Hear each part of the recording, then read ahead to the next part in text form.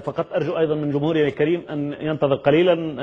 على الهاتف انضم إلينا الآن ضيفنا الأستاذ فضل عبد الغني مدير الشبكة السورية لحقوق الإنسان من الدوحة. سيد عبد الغني مساء الخير. يعني هل لك أن تعطينا يعني أهم الأماكن اللجوء للسوريين في المنطقة العربية، طبعا قبل أن نصل إلى أوروبا وغيرها، ولكن في المنطقة العربية أين يتموقع الأعداد الكبيرة للسوريين من اللاجئين؟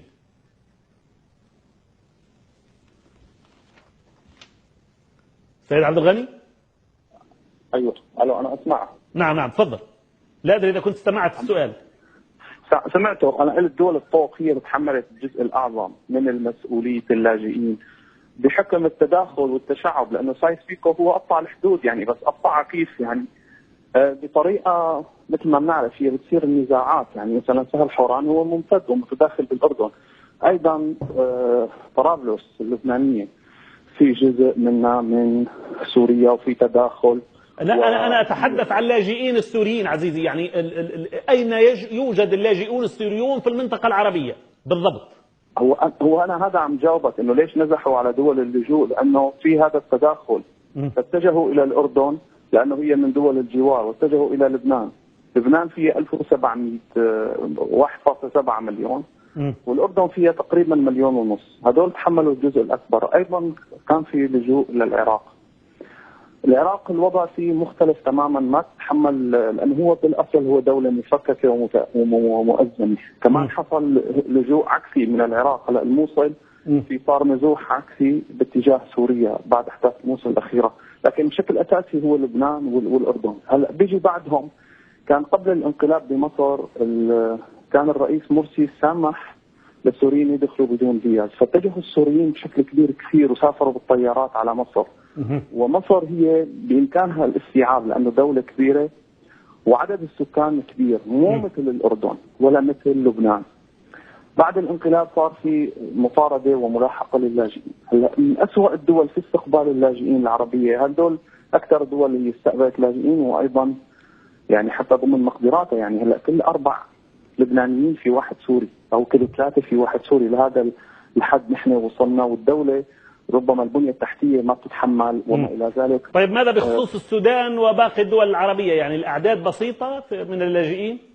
هلا السودان يعني السوريين بيشعروا تجاهها بالحقيقة وبيرفعوا للقبعة بكل أمانة وصدق، لأنه السودان هي من الدول العربية اللي ما زالت حتى الآن بتدخل اللاجئين بدون فيز، وهذا أمر كثير مهم وحيوي للسوريين. يعني خاصة إذا سوري كان عم يشتغل بأي بلد ببلدان من الخليج أو بأوروبا، أو يعني وصار إنه معه مشكلة وانطرد من عمله، فين بده يروح؟ كان أول يرجع على بلده. هلا البلدان اللي بتستقبله هي محدودة، يمكن ما في غير السودان هو الوحيد اللي بيستقبل بدون فيزا. هلا بدنا نحكي، نحن بنرجع بقى مثل ما حكينا على أسوأ الدول العربية باستقبال اللاجئين هي المغرب. دولة المغرب. المغرب سيئة للغاية في استقبال السوريين؟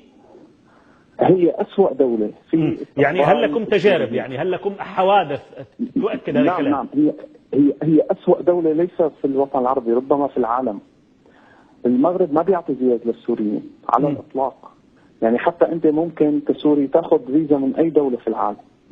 تاخذ فيزا شنغن بتزور كل أوروبا، تاخذ فيزا حتى لأمريكا. ممكن هلا بعد ترامب صار الوضع أصعب، بس كمان في احتمالية، وهلا كمان صار فيزا تاخذ. بريطانيا في صعوبة كبيرة بس تاخذ فيزا. المغرب العربي ما بيعطي فيزا أبدا. طيب هل لديكم يعني هل وصلتكم بعض يعني التحليلات أو الأخبار عن هذه الأسباب في التشدد؟ يعني لماذا المغرب متشدد بهذا الحد؟ هلا أنا نفسي جتني دعوتين على المغرب، وكان مفروض إنه عم بحكي عن تجربة شخصية يعني.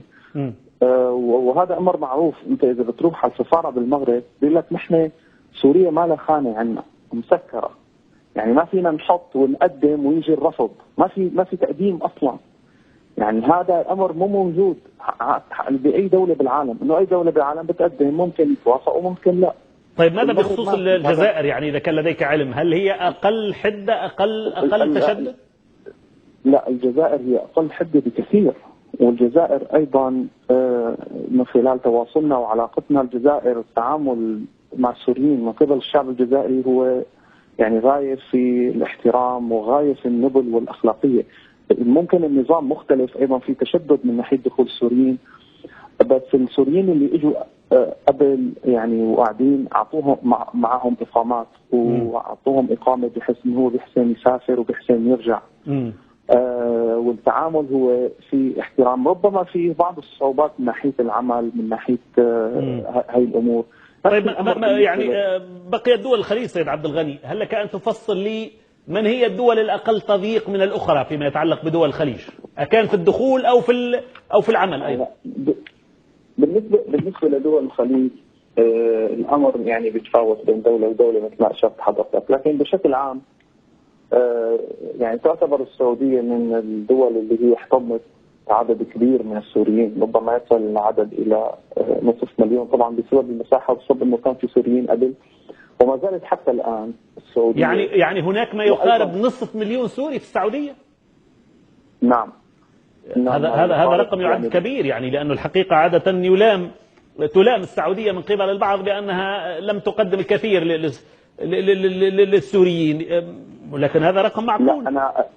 نعم، لا هو أنا أتكلم نصف مليون قبل وبعد. قبل الثورة وبعدها.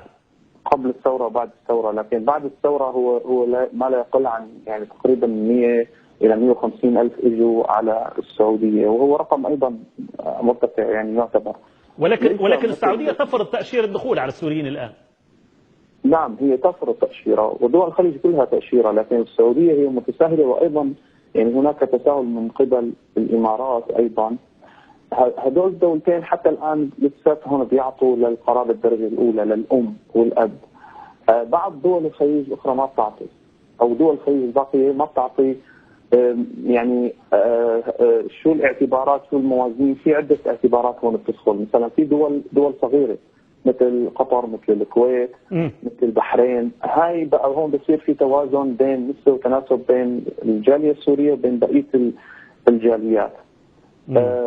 بيكون في بعض الاستثناءات، بس نحن عم نحكي انه الحالة العامة مو موجود هذا الشيء حتى للقرابة من الدرجة الأولى. يعني خلاصة القول سيد عبد الغني، يمكن القول أنه نحتاج جميعا وتحتاجون بشكل خاص رفع القبعة للسودان، الدولة العربية الوحيدة تقريبا التي لا تفرض إلى حد الساعة تأشيرة الدخول على السوريين. نعم، السودان في الحقيقة يعني السوريين، وأيضا هي في احتمال كبير أنه هي تعطي جنسيات أيضا إلى السوريين إذا أقاموا وحققوا بعض الشروط، أنه هي عم تعطيهم جنسية. وهذا أمر يعني كثير من خلال نحن متابعتنا وقراءاتنا وحتى احتكاكنا مع الناس يعني مقدر بشكل عالي جدا جدا من قبل المجتمع السوري، انه السودان بيحسن اي واحد سوري الان بيدخل عليها، وحتى فينه يقدم على الجامعات وفينه يدرس وفينه كل الامور. للاسف يعني بقيه الدول العربيه هي يعني اوصدت الابواب بشكل كبير جدا. هلا نحن ممكن ما كثير نلوم دول الطوط لانه هي صار عندها فائض كبير، وايضا المعونات اللي هي عم تندفع لها الامم المتحده بتاثر فيها وكذا، لكن لازم هذا الحمل السوري هو يتوزع على الدول العربيه. هو ما متوزع بشكل يعني متساوي، بشكل متكافئ، بحيث انه في دول اغنى، في دول بنيه تحتيه تتحمل، المفروض انه هي يعني تقوم بعمليه تسهيل بشكل اكبر. والسوريين يعني هم كله بده يرجع على بلاده، يعني ما هو بده يقعد. يعني في بعضهم بيقول لك انا اول ما توقف انا ببني خيمه وبرجع على بيتي وبعمره، وهن معتزين بهذا الامر. وبالرغم يعني شوف السوريين حتى قبل الثوره، بالرغم من النظام الستاليني الوحشي اللي كان هو مكمل الافواه بشكل لا يمكن تخيله، كانوا بصعوبه يتركوا بلدهم ويروحوا يشتغلوا ببلاد اخرى باوروبا او ببلدان الخليج. كان هذا يعني امر ما كثير يعني شائع لدى السوريين. ربما في السنوات الاخيره بعد ما صار في يعني نسبه بطاله وهيك، لا كانوا هم بيتحملوا في سبيل انه هم يبقوا ضمن الاسره وضمن المجتمع. لا نعم. سيد فضل عبد الغني مدير الشبكه السوريه لحقوق الانسان، كنت معنا من الدوحه، نشكرك جزيل الشكر على هذه المساهمه والاضافه. شكرا لك. اذكر مره اخرى ايضا بعنوان هذه الساعه: الجزائر والمغرب ازمه بسبب 54 لاجئ سوري. الجزائر يقال بأنها تستضيف عشرات الآلاف من اللاجئين السوريين، والمغرب أيضا يقول بأنه يستضيف أيضا.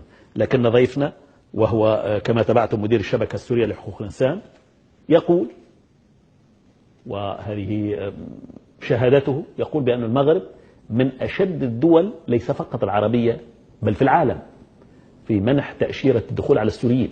بل قال عندما تتوجه إلى السفارة لا تجد خانة خاصة بالسوريين، وكأن الشعب السوري انتهى، لا يوجد شيء اسمه شعب سوري على الخارطة.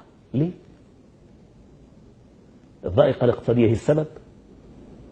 ضاقت المغرب بشوية لاجئين سوريين يعني لو دخلوا المغرب؟ أم هو موقف سياسي ربما لديه بعض الأبعاد هنا وهناك؟ على كل حال